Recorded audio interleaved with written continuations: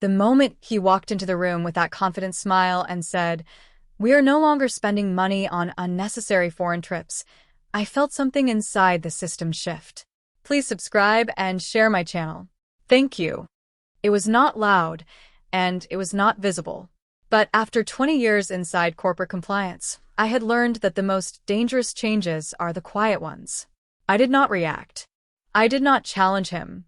I simply nodded once because experience had taught me that explaining reality to someone who is committed to misunderstanding it is a waste of breath and energy.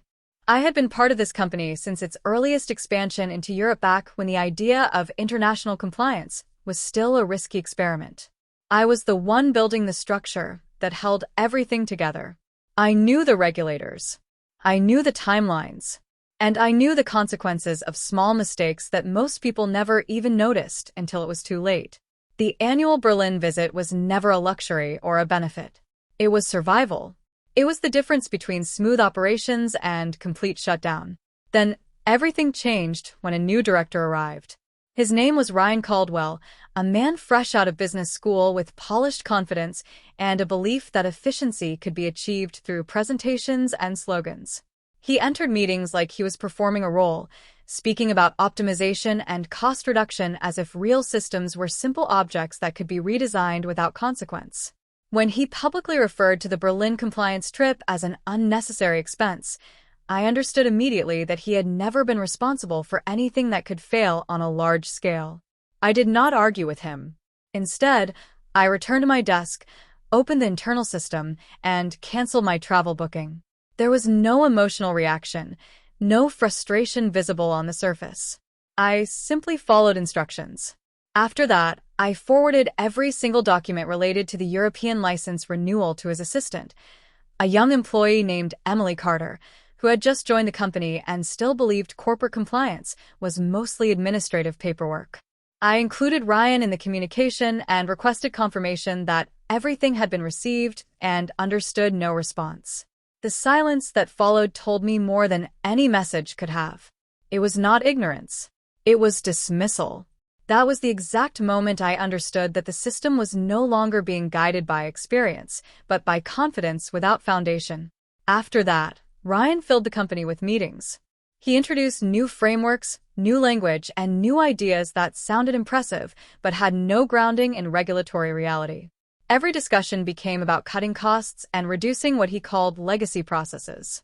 Each time he spoke about international compliance, he glanced toward me as if I represented an outdated system that needed replacement. I did not resist. Instead, I began documenting everything quietly. Every instruction, every decision, every overlooked detail, not out of revenge, but out of habit. People who have worked long enough in compliance understand that documentation is not emotional. It is protection. The Berlin license renewal had a fixed deadline, June 17th. German regulatory systems are not designed for reminders or negotiations. They operate on strict timing and assume competence from the companies they oversee. Missing a deadline does not lead to warnings. It leads to consequences. Days passed and nothing changed. Emily left for a vacation retreat and was completely unreachable. Ryan did not seem concerned. He assumed someone else would handle it or that it was not urgent. When the official renewal notice arrived at 3 o'clock in the morning, I read it carefully and closed it. It was no longer under my responsibility. That decision was harder than it looked from the outside. I knew exactly how to fix it. I had done it many times before, but I had been removed from authority and explicitly told that responsibility had shifted. If I intervened now, it would not be seen as correction. It would be seen as insubordination. So I stepped back and observed. 3 days after the deadline, the system began to collapse. At first, it was small confusion. A message from the Berlin team asking why they could no longer access the licensing portal. Ryan dismissed it as a technical issue. He suggested clearing caches and restarting systems. He treated it like a minor inconvenience rather than a structural failure. Then more messages arrived. Shipments were flagged. Accounts were restricted. Access was denied. Eventually, the truth became unavoidable. The license had expired and the system had been shut down. The company reacted in panic. Emails increased. Calls intensified.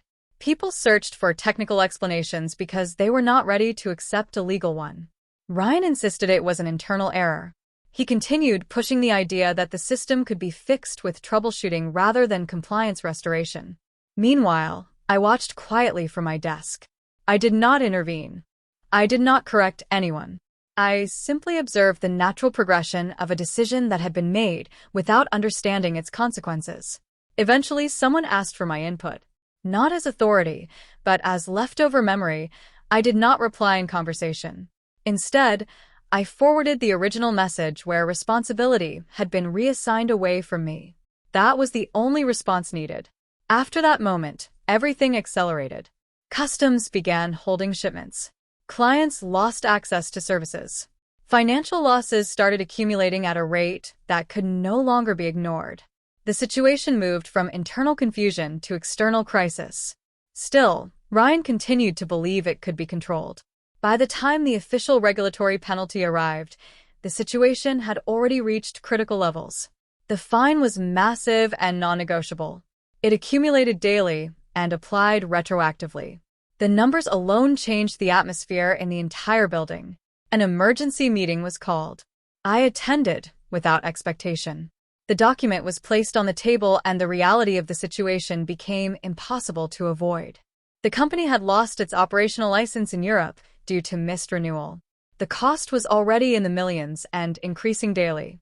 When responsibility was questioned, Ryan attempted to explain the situation as a restructuring issue.